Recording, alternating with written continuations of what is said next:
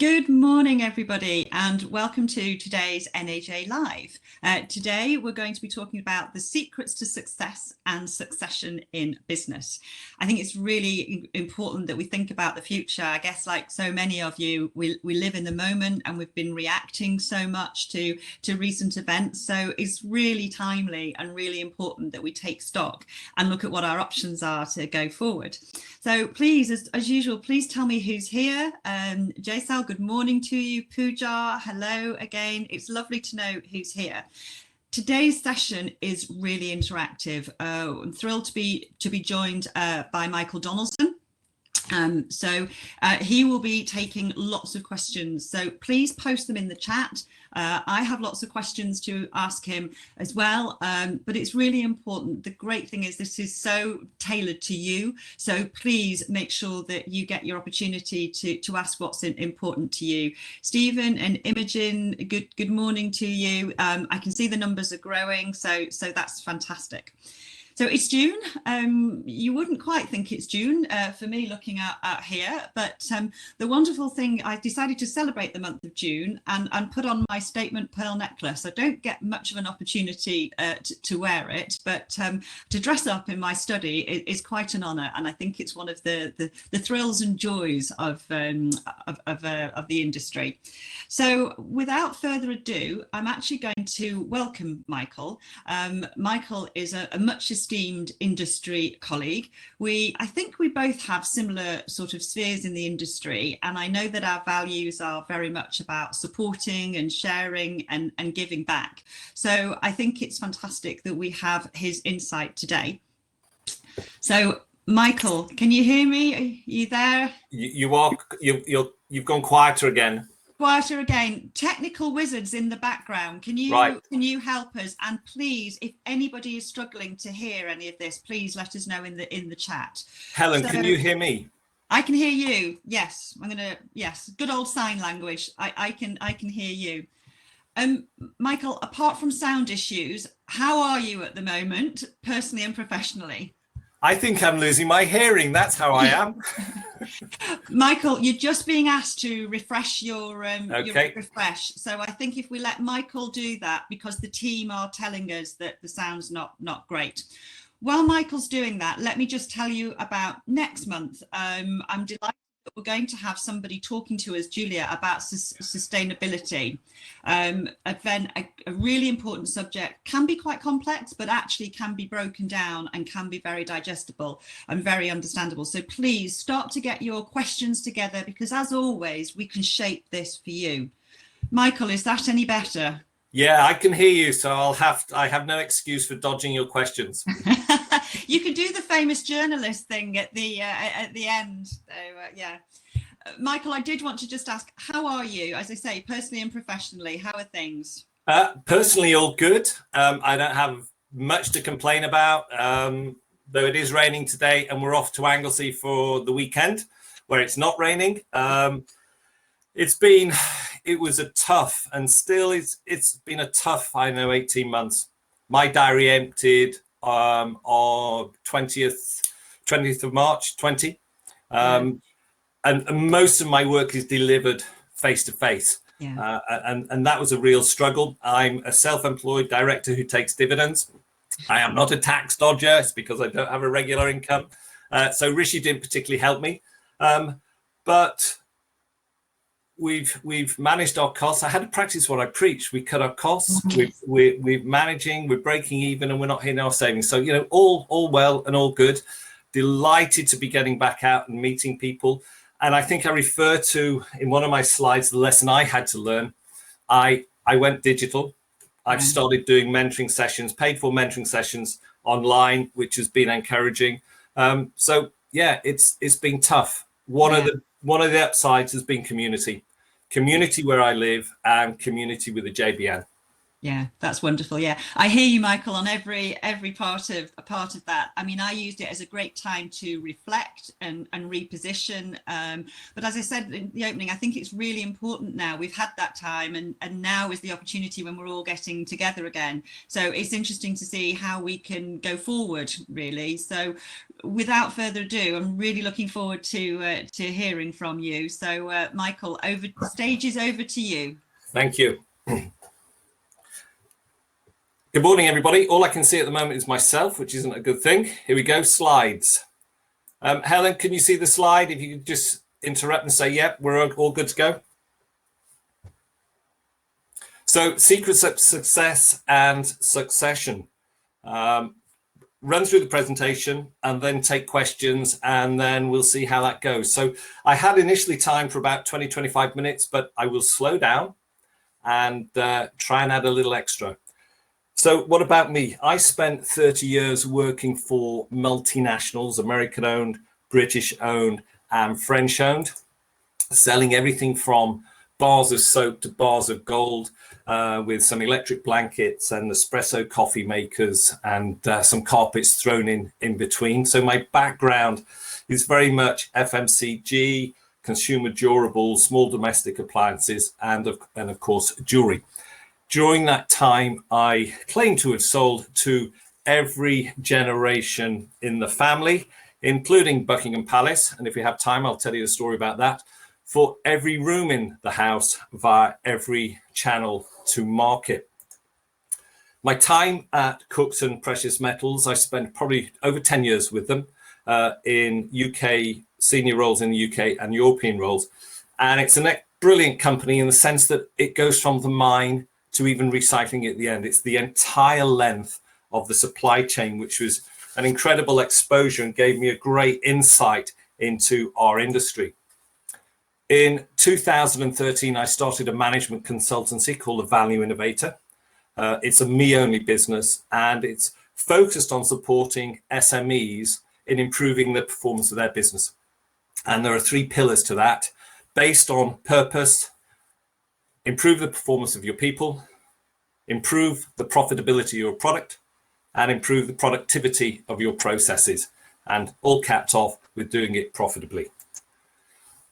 My first retained client was the NAJ and their jet business network. Back in the day, it was known as the EDF, and it was part of the NAG. The JBN, and I'll be referring to the JBN because that's the reality of the presentation, and I'll be referring to some of their stories without sharing any confidentialities. But the JBN provides a unique opportunity for independent retail jewelry owners and directors to meet with like-minded professionals in a confidential network. And it's a network that fosters supportive and trusting relationships. And those supporting and trusting relationships enables the members to benchmark their business with other jewelry businesses. It enables them to develop their strategic thinking. It enables them to invest in their own professional development to ultimately grow their business. Now, I've taken some dictionaries. I took some marketing license when I said it's about the secrets of success. But it's really about sharing things that you may not know about, things that are unseen or potentially not properly understood or not commonly known or recognized. So you may already be aware of what I'm about to share. There may be 1 or 2 new things, or a couple of things that you see in new light, especially see them in new light, given that I'm going to context in a few JBN secrets, but I'm not sharing confidentialities. So let's click and move on. And 10 secrets of success. And as you'd expect, in true pot picker style, we're going in reverse order. Number 10, plan the plan. If you don't know where you're going, you might end up somewhere else. But more importantly, if you don't know where you're going, how can you expect your staff to know either? And how can you expect your staff to follow you? There's surely nothing quite so useless as doing with great efficiency what should not be done at all. Planning will help you stop doing the stuff that you shouldn't be doing. Now, I know you guys don't like planning. Back about 6 years ago, I did a survey. You'll see in the bottom right-hand corner. I did a survey of the JBN, or the EDF members as known at the time, and only 17% of the membership actually sat down and wrote an annual plan. And I'm not talking about a one-pager that goes to the accountant with the key financials on. Yet 2 years ago in the Professional Jeweler shared a survey and an article on UK retailers. And it suggested that 65% of UK retailers had a plan on how they were going to address digital, but only 27% of those that had a plan were actually making progress with that plan and with the implementation. Because writing a plan is just a start, because you have to then implement it. Now, we all have goals, but a goal without a plan is just a wish. And you cannot run businesses on wishes. So, Helen, just over to you as we're into this. How's my sound? Can you see the slides? Speed okay? And is everybody still there? Could somebody let me know, please? To say that I can hear you perfectly. I think the speed is really good, and nice numbers are growing, so you're not boring people, which I think is the most important thing. So people are still with you, and I trust you to tell me, preferably off screen, if I was boring people. Yes, I'd be okay. Great, let's move on. Thank you. Number 9, the 9, you've got to go digital, guys. And if anything, even I learned it, the leather that I did, it took me until February 21 on the advice of somebody who may be on screen today saying, you just got to do it. And the JBM monthly report shares online sales. We report sales on a monthly basis against confidential numbers. And we're even starting now to break out our online sales and treat them as separate stores, because they require a separate approach, but they're starting to generate increased revenue. If you look at the bottom left-hand corner, Instagram, one of the members has found what works for him better, and that's one of the secrets. Find which platform works for you, and when I say works for you, brings contribution in, brings a revenue in. And one of our members posted daily and still posts daily Instagram posts, brilliant visuals. And they've added £20,000 to their turnover over the months of November and December. Shopify, I've been hearing from the members how easy it is to get started and to get up and start transacting online. So there are no excuses really, guys. During lockdown 2, so the second lockdown that we're in, we were meeting as a community once a week and sharing what we're doing. And here's a snatch really of our lockdown diary. I'm showing you that because people are transacting and selling and generating revenue online. I've shared this one because it just reinforced how easy it was to set up Shopify. One member set up Shopify and loaded 200 images in 2 days and got the first sales within the first 2 hours. There's some serious business to be done online. So the 9th secret was you've got to go digital, guys. Number 8, appointments are here to stay. They may tail off, but they won't disappear, as retailers have realized the value of those making an appointment. They're not window shopping. They've done that on your website. They've looked in your window. They've come to make a serious purchase. And it also enhances your experience, which we'll touch on later. So number 8, appointments are here to stay. Number 7, share your story.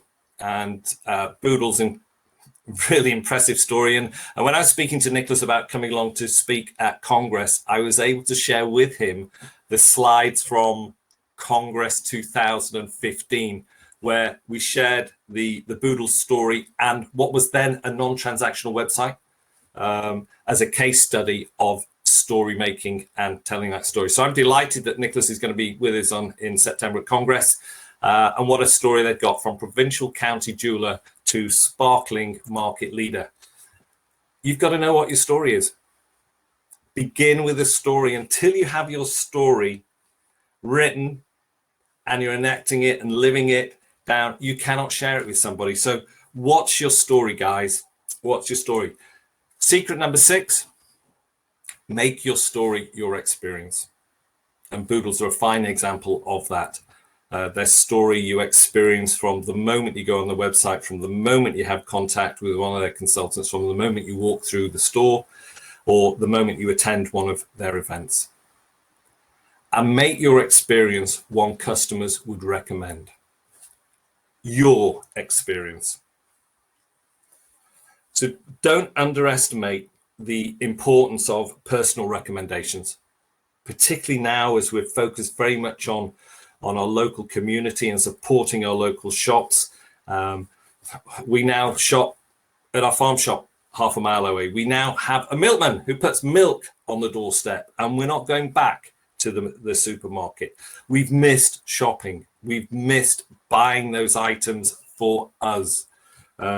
It's proving very, very difficult at the moment to get shoes that fit. I'm looking forward to when I can try the shoes on in store. Don't ignore the value of online ratings, stars, your likes, and do respond publicly to any negative comments. Welcome to the world of social media, everyone. Number 5, this is from the Professional Jeweler, and I couldn't resist it. I think I saw it a week or so ago. Diversify the business model. Don't be put off by the management speak.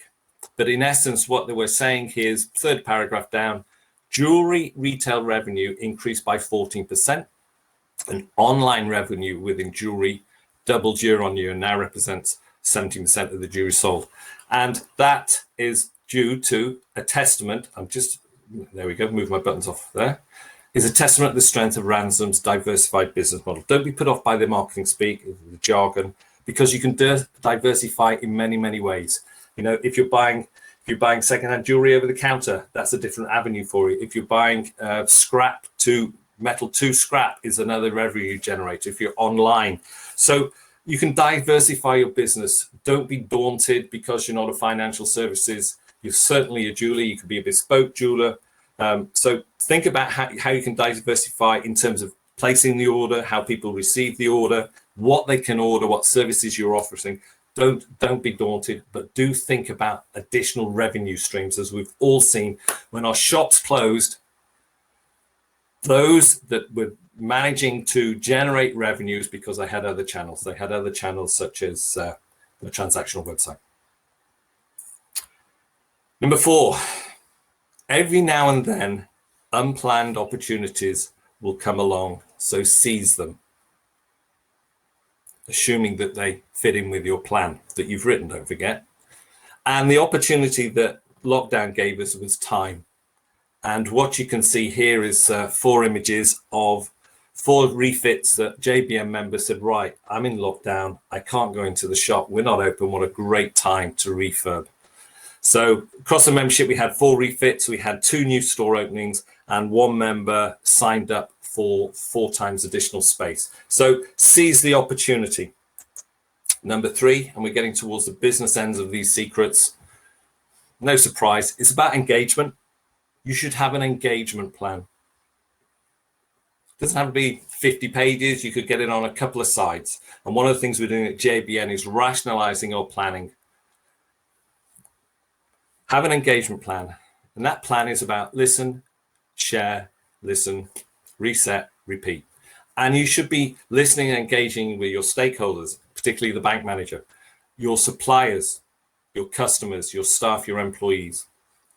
And in terms of engagement, you as a business owner, as a director or a manager, you need to keep up to date. You need to keep up to date, and you need to stay relevant if you're going to keep your business relevant. Secret number 2 has been top of the charts before, but at the moment it's number 2. Spend more time on it than in it. Every retailer has the same number of hours in the day. On what do you spend your hours? How do you spend your time? Now, generally, we find time for the things and the people, as lockdown has shown us, that are important to us.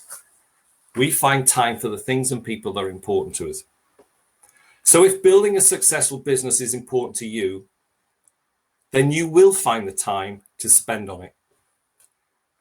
But if you're struggling for time, consider a time diary. Over a period of months, just make a note where your time goes, on what topic, what's eating it up, what's positive, what's negative, what's towards the plan. What are you spending your time on? I did this a number of years ago when I was a sales and marketing director, and I found that my time was roughly split over my, surprise, surprise, 3 main functional responsibilities. A third on customers, a third on my team, and a third on the boardroom. But then again, I'd been trained and mentored and shown to do this from my first job. So understand where you're spending your time. And if it's not adding value, stop doing it. If it's not something you should be doing, delegate and hand it over. So know where you're spending your time and ensure you're spending it on the business. One thing you'll need if you're going to do this properly is time.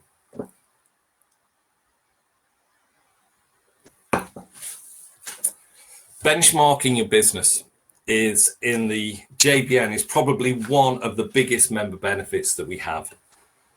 Being able to see how well you are actually doing by being able to ask other retail jewelers about their business. What key performance indicators do you have for the workshop? What are your sales like? What are your margins on engagement rings? Do you vary them for repairs and watch batteries? What about your products? What's selling? Which brands are you supporting? What's your point of sale? What's your EPOS systems? What's your computer systems? How are you handling with this tricky customer? And it's apples with apples. It's a forum just for retail jewelers facing the same issues and with the same concerns that you have. Numbers, they're fact, not fiction. We share them in confidence, and they're supported with discussion, because a number's a number and it's brought to life on the why, the what's, and the how's behind that headline number. And as the members will tell you, I love data. I love data-driven decisions because it reduces the risks, particularly for spending your own money. And the knowledge of many brings the power of one, which I always thought was a bit American, but it's about together focusing and supporting and encouraging. And the JBN is based on shared experience, expertise, and knowledge, because that also brings and reduces your business. Now, in terms of your success and your definition of success, your individual definition of success will vary, and it will vary according to the context. And that's whether it's a personal context, a professional context, business, or social. What's success for one business may be failure for another business, depending on the criteria you set at the start to avoid disappointment. Set your criteria for success at the beginning, because it'll help you recognize what success looks like at the end of the project, at the end of the year, at the end of whatever you're doing. For some retailers, being able to reopen their doors in April was a success. For others, supporting and retaining staff through lockdown was a success. For others, generating revenue from a new digital platform was a success. And for others, completing a store refurbishment between Christmas and Easter was a success. It's all relative to your business. But benchmarking with other retail jewelers will enable you to context your definition of success, which should prompt you to either crack open the champagne and celebrate, or to start working smarter, not necessarily harder. One of the things we've been looking at, and I've been encouraging the guys to look at within the JBN, is 3 years comparative data. Because if you just compare 21 on 20, it's not going to tell you a lot, and it'd be quite depressing. So let's context it with 2019. Why are we saying that? We're saying that because context focuses the mind, not the emotion.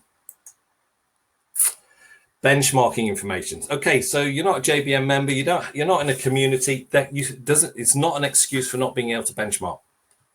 We have some brilliant trade titles and some fantastic articles that you can rip out, scan, whatever, tear apart and dig down into professional jeweler, retail jeweler, the jeweler, Watch Pro, and others. And here's just a snippet of stuff I've used in the past. Here I was looking at the multiples in terms of what their growth had been, and we looked as a case study. We went behind each of the multiples to see where their growth had come. You know, the whys, the whats, the hows. But you can benchmark your growth. Staggeringly, at the end of 2018, these multiples represented 40% of our industry. Strategy, again, it doesn't have to be daunting. This was published. This was something that was published on, I think, the company website. And again, once you've translated the management speak, because this was written for analysts in the annual report and then broken down and cascaded down through the organization, it's all pretty basic stuff. Increase engagement. You can do that. You know your business. You know how you need to engage. Go digital. Use data. Use data to drive your decisions. I think number 8, faster data-driven decision making will help us. Something else that we picked up, it's not just the multiples. Here's a case study that was in, I think, the Professional Jeweler at the time. And it was just saying they have a plan to achieve 170% sales growth. They wanted to go from 70 million to 43 million in 4 years. And these were the actions that they shared in our trade press. And you can sense check and benchmark against those. So guys, no excuses really. The information's out there. And one of the benefits of benchmarking, of keeping relevant, of keeping up to date, of speaking to others in the industry is very often it'll tell you what not to do, which very often is very, very as valuable as telling you what to do.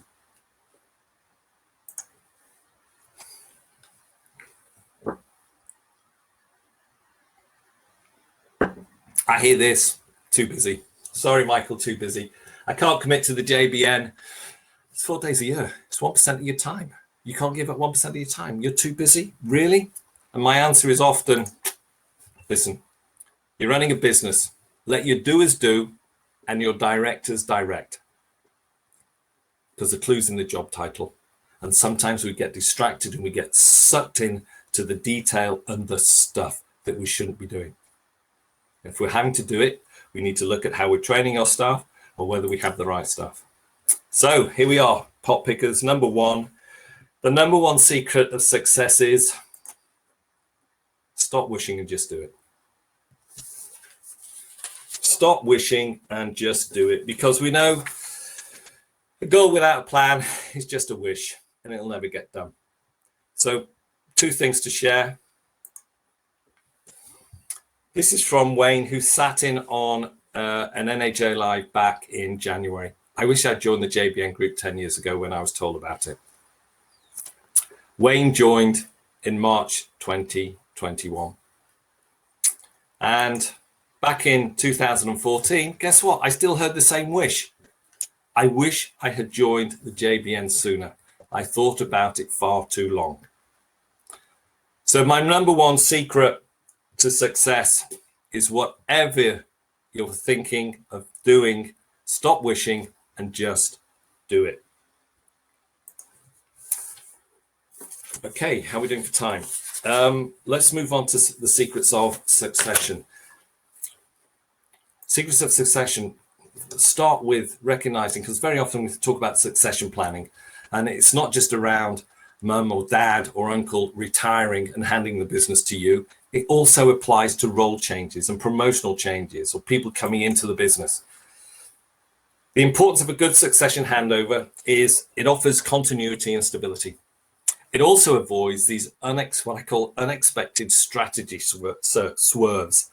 You get a new appointee coming in looking to make their mark, and out with the old, in with the new. Woo, hold on. That also sounds like throwing the baby away with the bathwater. So it avoids, if you have a successful succession plan, it avoids those unexpected swerves and manages the ego there. It also assists manage changes in behaviors of the team, because it's a great opportunity to reset your compass and to remind people of your expectations of them and of the business expectations. 3 key ingredients for delivering success. a successful succession? That's simple. Vision for the business and the role, knowledge about the business and the role, and patience to get the right person for the business and the role. You see, it's about the role and it's about the business. And if the knowledge isn't there, it can be gained very, very quickly by a well-timed, focused handover. And don't let the person leaving dictate or drive the timing and the speed of the handover. In fact, they shouldn't be driving the handover. Their head and their heart have gone. For somebody that's leaving out for a new role in the business, or somebody that's leaving to sit on the beach or follow new opportunities, the head and the heart have already gone. So you need to have somebody else to drive that handover between the incoming person and the incumbent outgoing person.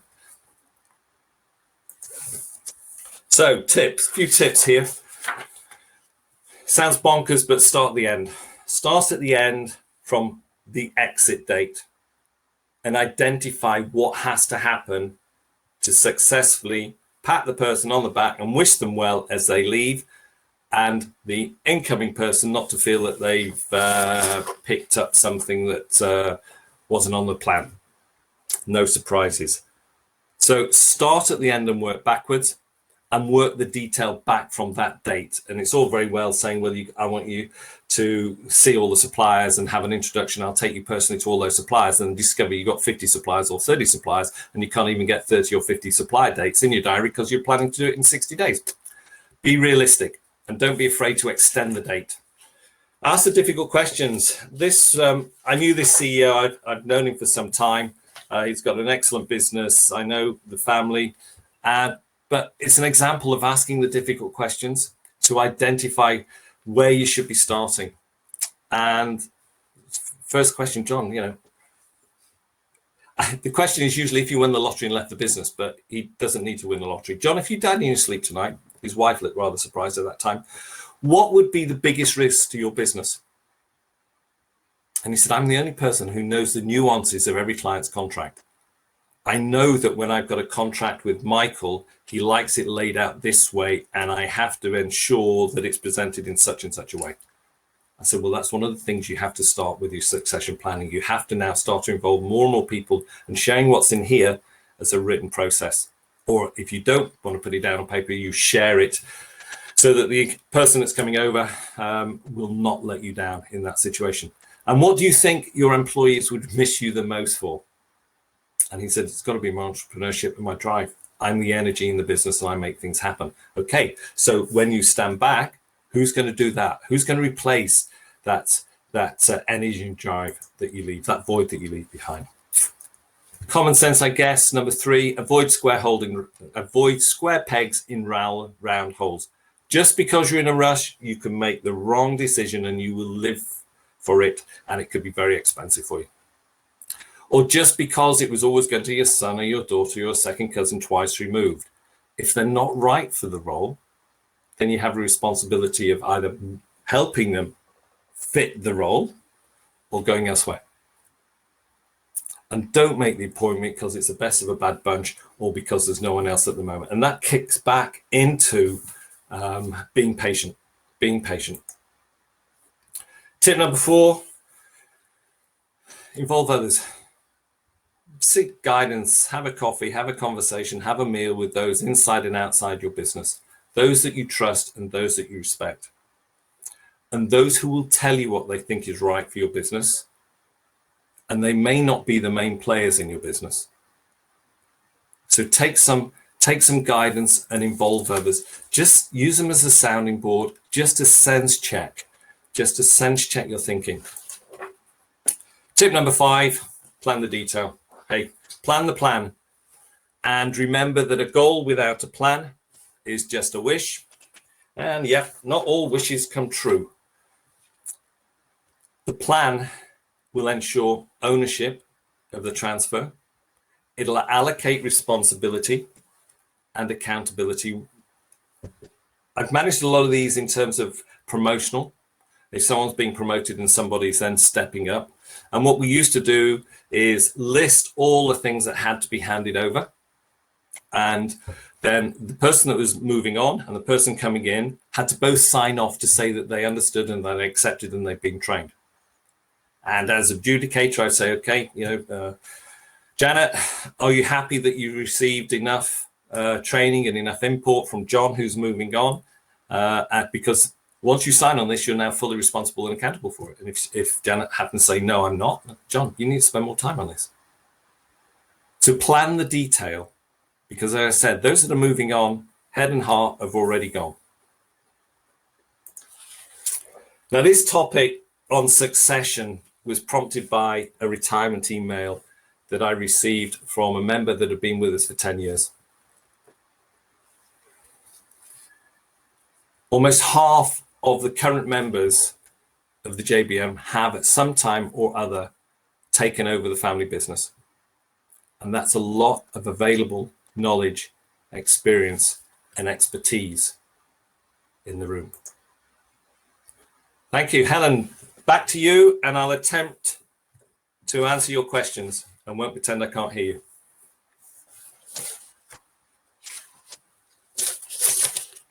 Michael, thank you so much. And you've got even more people than when you started, so that's a definite start. You like your numbers, you know the data, and I can tell that was very successful. Before I start, because you can guess I've got lots and lots of questions or things I want to talk to you about. Poojar has asked, should you respond to all Google reviews and say thank you after each one? Why not? It's a conversation. It's an engagement. Yes. Try and make it, yes, thank you, and try and relate, thank you. I'm so pleased you're delighted with your engagement ring, and I wish you a wonderful wedding day. Yeah. It's a conversation. Yeah. Yeah. Keeps the relationship going, doesn't it? Yeah. So, Michael, so thank you so much. I mean, I've taken so much from that. Can I go through your 10-point plan for success? And first of all, I loved it. Plan the plan. I just wondered, it can be a little bit daunting for people. I had the great pleasure and privilege of working with the wonderful Alan Higgs, who is the owner of TH Baker, the most knowledgeable, most intelligent, both accountant and retail strategist I've ever known. But he just taught me that a plan had to be on one piece of paper, and if it wasn't on one piece of paper, it wasn't any use. So do you have any other tips for just simplifying it? Because it can sound a bit daunting for people. So do you have a formula, a text that you work with? Yes, and it's one we use at JBM. Because of my corporate background, I think the longest plan I ever wrote was 64 pages. Wow. But it had to go to exec, it had to go to division, it had to be signed off. And we started our calendar for a January to December year, started in August. And it had to filter and it had to be merged and what have you. 64 pages. But the message was really simple. We're going to increase our sales and we're going to increase our profit. Yeah, we have a model that we use. Down as a one-page plan. In fact, we're looking at it at a last meeting. Yeah, just simple. What do you want to do? What do you have to change to achieve it? And what are the actions you're going to put in place? And you can do all that on one page. Yeah, brilliant. The importance, you can write a plan and stick it in a drawer. A plan only has value if you're going to follow it and implement it. Yeah.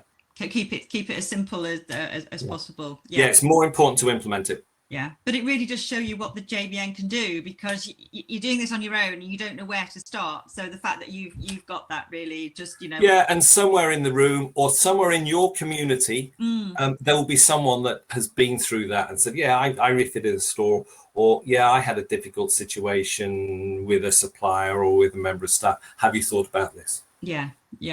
No, that's brilliant. I'm going to flick back. There's a couple more questions coming in. A question: can you please recommend software that holds and manages clients' data? Many thanks. This is from Meetin. Now, I can't recommend it.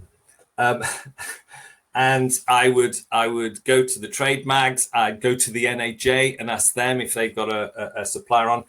And when I get questions like that, we run a forum, a JBM forum. And so a retailer will say, I would ask that question. So we send it out to the retail members and they answer it and said, oh, I use this system, it's brilliant, or what are you looking for in particular? Because I used to use this and now I use that. So the retailers answer the retailers. I can't answer this. I'm not an expert and I don't use them, but I would encourage the person who asked the question to initially go to the NAJ and say, do you have a supplier that offers this service? I think I'd also sign the post to Retail Jeweler. There's a lot of articles when the software providers have got updated offerings. So if you go through historically some retail jewelers, I think you'll find some good resources there. Just on our last point, Harriet's just stated there's a book called I'll Show Them Who's Boss, which is very good on doing a very simple 1 or 2 page plan. It's by Jerry Robertson. It's a few years old, but really, really good. And I think if Harriet's recommending it, I think we know what a successful business Harriet got, then that's fabulous. That's fabulous advice. I'm struggling with the title. I'll show them who's boss, or I'll lead them. I'll take them with me. No, that's great. But it's good. And I won't show you my library, but I read a heck of a lot online and books from others that have keep learning, stay relevant and stay up to date. So I'll look at that one, Harriet. Thank you. Show them who's boss. Lee's asking, is there any advice you can give on a brand new business that is struggling to get customers, please? Yes. I do mentoring. I do a lot of pro bono mentoring as well as paid mentoring. And I was speaking with someone yesterday that's come through my local council, and they are struggling with their pipeline. They have business coming out of China, and they're worried because the Chinese government said X, Y, Z, and they may not be able to. So we just simply went back, and during our conversation, I said, okay, think of how you landed your customers, how you secured your successful customers, the ones you're really proud of, and revisit that process. Remind yourself what you were good at and what worked for you previously. And with this particular person, and it was only a half-hour session, she went away with some actions to follow up with some of her Spanish contacts, even just, is there a Spanish Chamber of Commerce in the city that she worked in, to share her success that she's had in China with 3 other targets in different provinces further away, and to contact an embassy in London. So go back and remind yourself what you were good at and what process gave you that success, and start there. And I think at the moment there's so many new opportunities, aren't there, in this sort of post or during the pandemic period, that there's new routes to market. It's actually an incredibly exciting time. But sometimes you need that forum, that network of people to help you with those exciting ideas.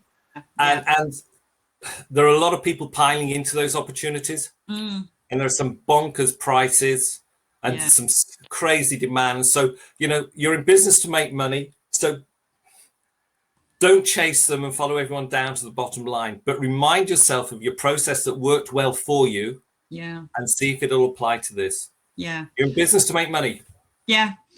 To that end, I wanted to, you're talking about appointments are here to stay. And with my retailer hat on, I just wanted to feed back to everybody listening that very, very much, we've experienced, we're actually doing shorter daytime hours, partly to deliver ourselves more time. So and at the end of the work, we've got more time to be on the business and not in it. So we're more efficient use of time, but we also use the time to upgrade where we're doing the appointments. And I think this is a really good point. I think people are we're having less people coming in, but spending more time and more money with us. So I think it's really important, like you say, to concentrate on those important those appointments opportunities. The NAJ admin team are coming in here. They are talking about different opportunities. Pursuit, I think, are great. They're ahead of the market. If anybody's got any specific inquiries, always email or message Gary, and the team will be all over these, especially if we can't cover it today.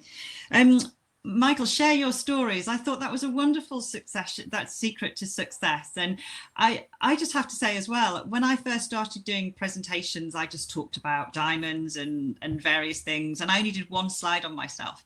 And I didn't realize how flipping nosy people are. And actually what they engage with is you, isn't it? Your history, what's unique about you. And because I think we sometimes forget what a wonderful, privileged world we live in.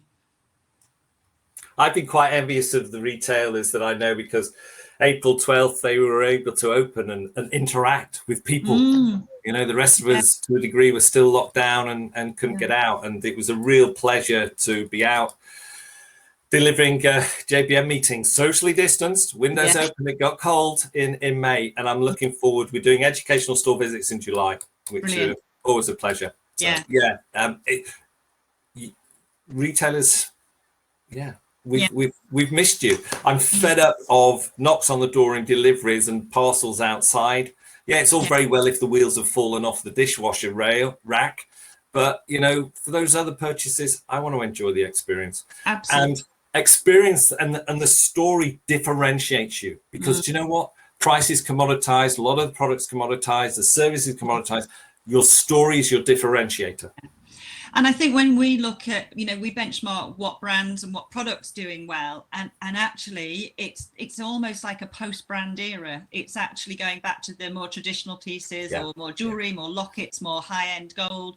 And actually the story is the retail business. That's the name above the door. And I think sometimes with the white furniture, retailers have lost their identity, but now is the time to get it back, work out what it is, and celebrate and promote it. And it's lovely that that's very much tying in with what you're saying.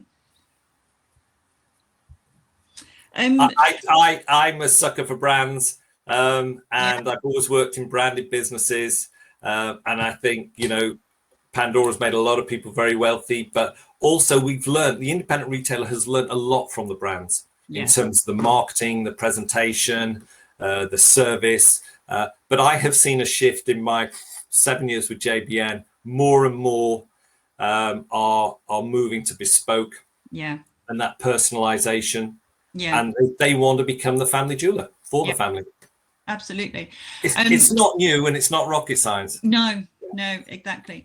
One of the things that I speak with my NAJ retail ambassador hat on, and as a unique business as well, is I loved when you were talking about diversifying the business model. So as you only know, anybody's listening, the NAJ, we were hosted, Lindsay and I went over to Mumbai to the IJJS exhibition over there, and we were treated so well.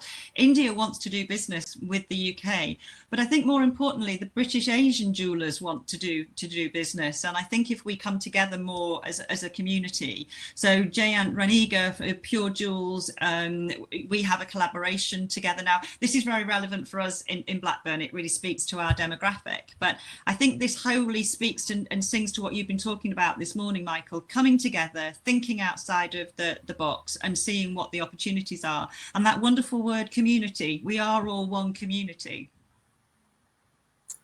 Yeah. So, I mean, if other people are interested in, I know that is, I know that's an opportunity that's out there, because here's number 4, seize the opportunity. So if anybody else, I'd urge you to reach out to Jayant and see what that offers. But, you know, there is this wealth of people needing to come together. So and if it's an opportunity that you can't have, being distracted. I had a conversation this morning, and it's a number of conversations I've been having with an organization, and I said, you know what, I can't add value to that. Wow. Yeah. But I know someone who could do that for you. Yeah. Brilliant. And that's just as important. Yeah. In terms of the opportunity, great opportunity. It's not for me, but here's someone that could give you what you're looking for. Yeah. And this was going to be one of my other questions. I mean, who else is out there to support? But if you contact you or I or the NAJ, we will signpost you in the right direction. Yeah. And there's a lot of people out there. It's great that you mentioned some of those resources. But, you know, I think we're all in the same boat. We're all trying to help one another. Yeah. A trade association membership is like a gym membership. You get out of it what you put in. What you put in. Yeah, absolutely. Yeah. I love you. I'm almost finishing going through my points, but number 3, engage, listen and apply. I thought that was just fantastic. And one of the things I'm always coaching people is about listening, not just actually hearing, but active listening with a view to put something in place. And, you know, if we're not careful, we think we know where we're going and we're not actually listening. So Michael, this is so great that these are the sort of values that we reflect on. I think that's so useful. And I think we all like to be heard. Yeah. And once we've been heard, we tend to relax a bit more. Yeah. Yeah, absolutely. Just while I'm on the last point, if you could share the rest of the NAJ slides. Michael, I thought your brilliant thing at the end, just do it. Forgive me for being a northerner, but I'm afraid if we use this phrase JFDI, and I just think it is so strong, isn't it? Let's just get onto it and let's just do it. And it's such a powerful message, but I think it is one of, like you say, it's the biggest key to success. Yeah, and just pulling this all together, you think, okay, I need to diversify my business. Why do I need to diversify my business? Because I need to reduce the risk if there's a lockdown fall. Yeah. Or there's so that's my reason. I want to reduce the risk by having other revenue streams coming in, because the only revenue stream I have at the moment is I sell jewelry. Yeah. I don't do watch batteries or repairs, so maybe I should do that. And that could be your one-page plan. My overall strategy is to diversify. The reason for doing that is to reduce the risk to my business through my cash. And then say, okay, I'm just going to focus now in the next 3 months of diversifying. I'm going to go on Shopify and set up and try transactions that way. Or I'm going to introduce a valuation service, or I'm going to start buying gold over the counter. It's just simple steps, as long as it's taking you in the right direction. And you only know if it's taking you the right direction if you've got a plan and you know where you're going. Yeah, no, it's brilliant. So Michael, if we do need your help and we do want to reach out, I only ever hear the most amazing things about JBN and all of its members. So I haven't paid Helen. I don't have any photographs. I'm blushing now. Move on. Michael, how can we get hold of you, and where can we find out more? Yeah, you've got my mobile number. It's published and everything. It's in the magazine. It's 07817305122. You'll get me at Michael at thevalueinnovator.co.uk, and I've got a website which is really just an electronic calling card. It's out there for people when they refer me. 70% of my business comes through referrals and recommendations. I used to beat myself up and spend money here, there, and everywhere trying to gain new clients, and So give me a call, and if you're interested in the JBN, and I'm very proud of that community. I inherited it, and in time I will hand it on. It's a brilliant community. I love the company, and I'm really pleased to be working with professional people who are ambitious and want to develop. And so that's why I promote the JBN. Fees are going up. Fees go up on the 1st of July from I think £850 to £1,000 plus VAT. And in terms of time and commitment, it's 4 days, including Congress. It's 1% of your time. And I'm sure the members will share with you. When we polled, because I love data, and Ben said a few years ago, said, oh, I want the ROI. And it came to about 15 times your membership. So it's much better than that. So a year later, I said to the guys, I need this. And we got it to 21. And members said, Michael, that's not the most important thing to us here. What we like is being away from our business, to share and hear and enjoy the company of other like-minded, ambitious, professional jewelry retailers. So the community. So because I think the save your money, make your money. If you want to save money, sign up before the 1st of July. Give me a call. I'm around. They do have phone signals in Wales, so I will be able to pick up. It's 07817305122, or drop me an email and say, can we talk? And Gary, just do it. Gary, don't wish about it. Yeah, we've got your details published on the chat. But I'd like to bring in Gary at this moment, because you're going to be at the NAJ Summit, aren't you, Michael? So we will get the pleasure of your company. And I think we talk about ambitious, driven people coming together. And for me, this is realistically going to be my first opportunity to see everybody again. So hi, Gary. Good morning. You both okay? Yeah, we're really good. Thank you. Yeah, good, thank you. Before we go any further, I just wanted to say a huge congratulations to you, Helen, because you had some very exciting news, didn't you, a few weeks ago? So for everyone that doesn't know, Helen got married. So congratulations, Helen. Thank you ever so much. Thank you. Yeah, and like finally married, man, possibly imagine me.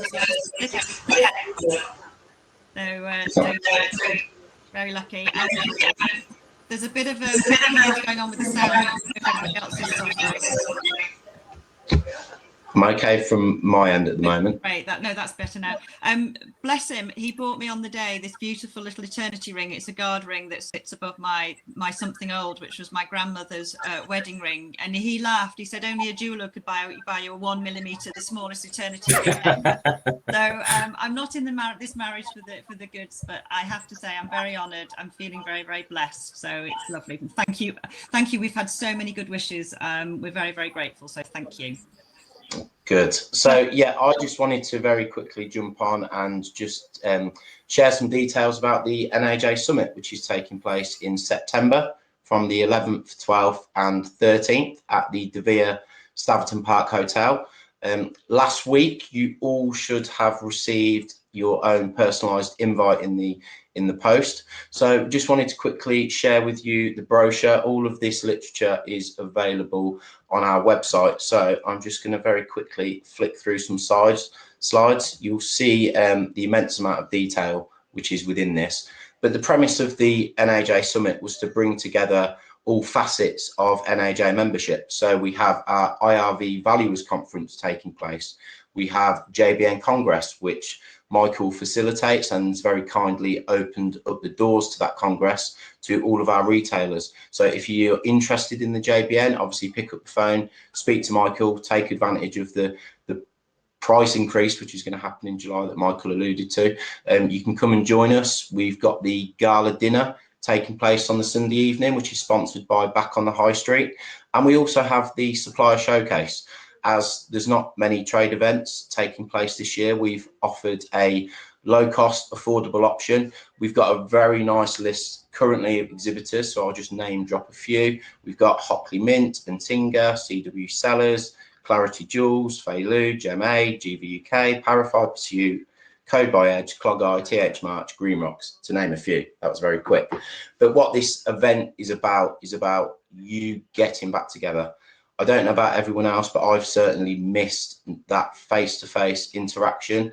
Whilst this digital format is fantastic, for me, I'm quite old school and prefer to shake hands, meet and greet people. And it gives you that opportunity to re-engage with the industry that we all love so much. So guys, if you'd like any more information about the summit, David will pop my contact details in the chat box. Please feel free to give me a call. We're really excited about this event. It's been a long time in the making. Obviously, due to COVID, we had to postpone it last year. Just touching on COVID, we will be offering a full COVID guarantee. So if for any reason the event can't take place, then you will either be able to delay your ticket until the event will happen, or we can give you a full refund. So guys, I'd urge you to have a look at the website. There's been a lot of work that we've put in for you, our members. We want you to get together, enjoy the event, share experience, and have a good time. There's spa facilities there, there's a golf course. Come and let your hair down, have a laugh, meet and greet people, and we really look forward to welcoming you all and seeing you again in September. And you are now back with me, Helen. Oh, Gary, can't wait. Like you say, I'm just really looking forward to seeing everybody again.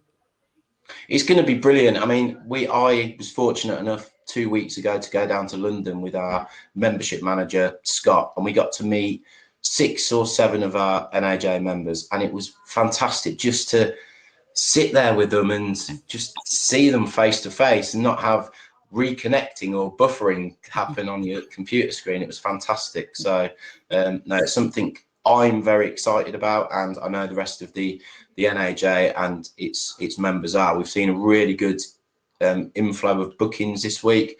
So guys, as I say, please get booked onto the event, come and support us. As Michael said, it's about being part of a community and really seeing what the NAJ can offer you as members. There may be things that you're not aware of that your membership entails, and there's so many different facets to NAJ membership. You can meet the likes of yourself there, Helen. I know you're going to be attending. Lindsay, Scott, Ben, Gary Rowe, Harriet, who's going to be there as well. Yes, Diane, it's in Northampton. So logistically, it works great. It's near motorways, near major train stations. You can get from Euston to Rugby in 55 minutes. We'll be putting on coaches from Rugby train station if people wish to get the train. It's near airports as well. So logistically, it works fantastic. It's a COVID secure venue as well. It's not a huge exhibition hall. There's lots of various seminar rooms where you can go off, have private meetings. So we're fully adhering to everything COVID, and we hope everyone has a great time at the event. Yeah, I think it's really great, isn't it, about the amount of people are getting together in hubs, and there's breakouts and workshops as well as the presentations. So I think there's a lot happening. I'm going to be talking about some of the things I've been presenting on, but you know, my focus is on how these things hit the bottom line. So I love talking about, I can passionately talk about jewelry, but I want it to help with training and how people can really make a difference to their business. So as well as looking forward to seeing everybody again, and I've lost 1.5 stone for the wedding, so I want to make sure that everybody sees me while I'm still skinny. I think that will be really important. So you're showing here a bit of some of the other contents, is that right? Yeah, I just wanted to share with everyone the depth and breadth of speakers that we have at the event. And again, huge shout out here to the amazing Sandra Page and Ben Massey, who have been instrumental at the NAJ in pulling together all of these speakers. And we have over 50 speakers confirmed for the event, all experts in their field, and for ranging between £200 to £400. And you guys set the agenda. We're not insisting that you attend for all 3 days. We'd obviously love you to, but if you can only join us for a day and join us for the gala dinner, you set your own agenda. We're basically here to listen to our members' needs and put them in touch with the right people that they want to hear from. So again, guys, you can download this brochure from our website or give me a call, and I'll happily talk you through what's going on and what we can do best to suit your needs. You're our members. We're here to service you. Gary, is there booking for certain speakers? Is there limited availability on certain ones? There is, yes. So once you confirm your place through the website, then in the initial instance, a booking form will be sent to all of the attendees. This then in due course, we will be launching an event app. So you will have all of your bookings for the NAJ Summit all in one place on your phone. It will give you reminders of the seminars that you've booked on in 15 minutes, where you need to be, etc. We will take care of all of that. Also, we've negotiated a fantastic rate with the venue, which is £89 per night, inclusive of VAT. That's bed and breakfast, and it's a fantastic venue as well. You can bring your families along. I spoke to a gentleman yesterday who didn't realise there were spa facilities there. He's going to bring his wife. He's going to treat her to some spa treatments over the course of a day, which he's going to be there while he can go off, network with people, and re-engage with the industry. Yeah, that's cool. Great, Gary. So no, we're very excited about it, and as I say, really look forward to seeing people face to face. That's wonderful, thank you. I think we're running out of time a little bit. If I could just have the agenda up and I can just check what else we need to do, if that's all right. Clever people in the background. Just want to flag that next month, I think it's the 29th from memory, we have yes, here we go. It will take place. It's all about sustainability. So please come in with your questions. Again, it's something that I think, is a little bit daunting, but thanks to Michael today, we've learned so much. So it's one of those things we'll break down and it'll become really, really easy to digest.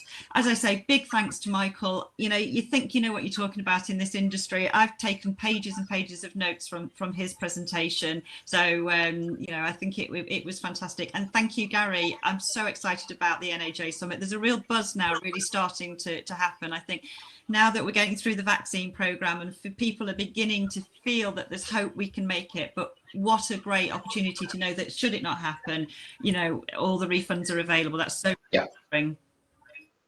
brilliant. And thank you, Helen, as always, for hosting the NAJ Live. Much appreciated. You're welcome. It's a pleasure as always. Stay safe and well, everybody, and we'll see you next month. Thanks, guys. Take care.